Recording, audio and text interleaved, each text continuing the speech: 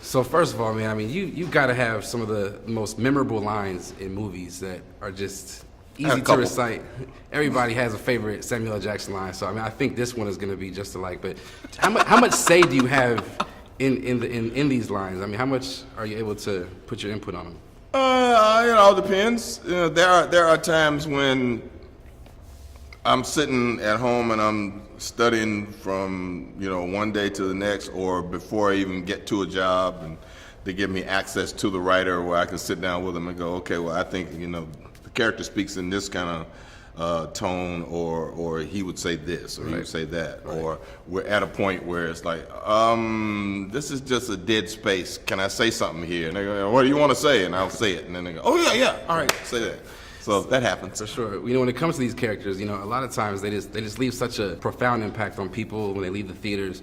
I'm wondering if any of these characters in particular ever leave a big impact on you, and if so, which one? Not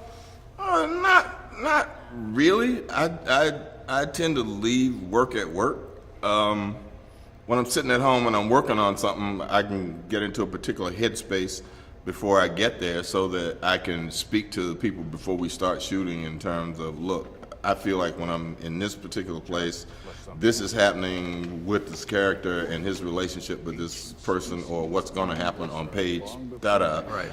I need to get to here, right here, before I can get to there, and I can, arrange that and make it happen.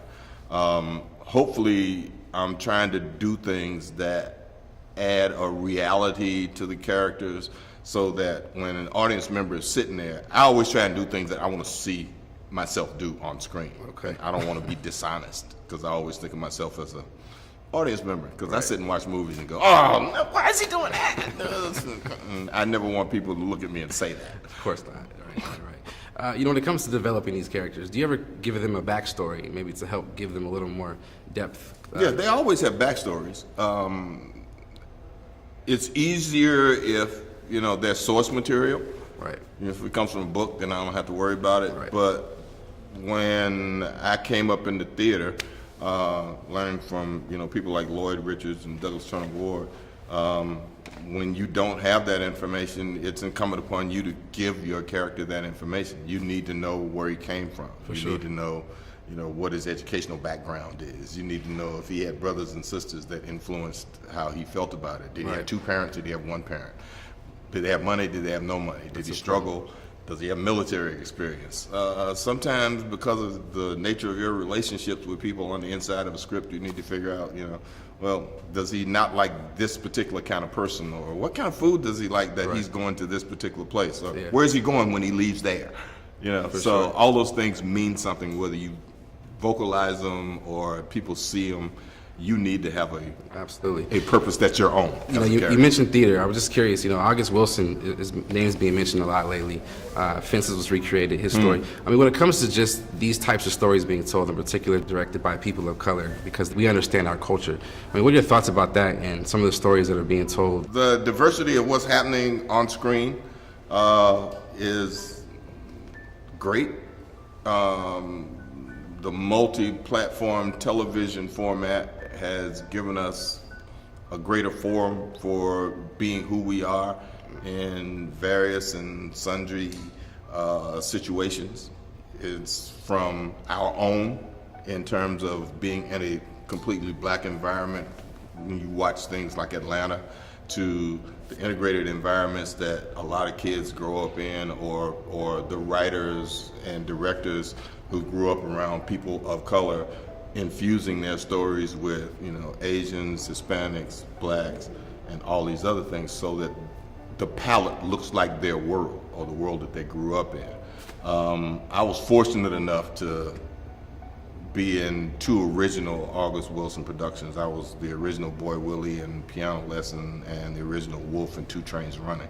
And I've talked to Denzel about him doing the rest of these things, and him saying, oh my God, which one do you want to be in? I was like, I don't know, man, don't bother me with that yet. But August's insistence that people of color direct and tell their stories is an important aspect of how that works.